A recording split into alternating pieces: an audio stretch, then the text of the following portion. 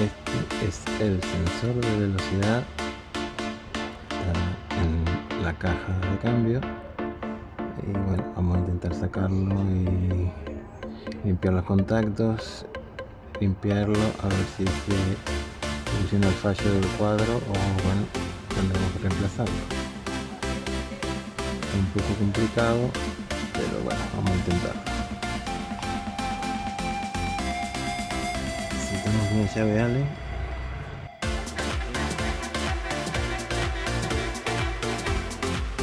Cerramos y peluche.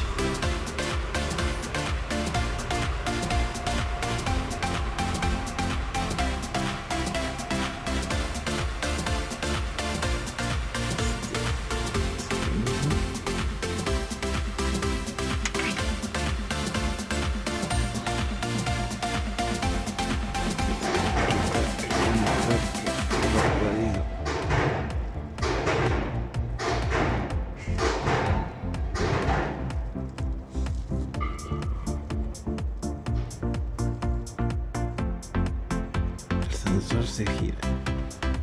Sentido de las agujas del reloj. Hacia arriba.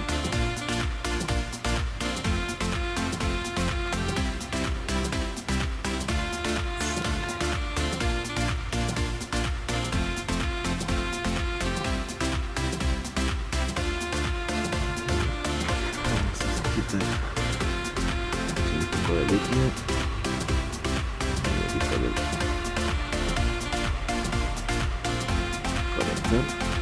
Y de aquí lo dejamos fuera.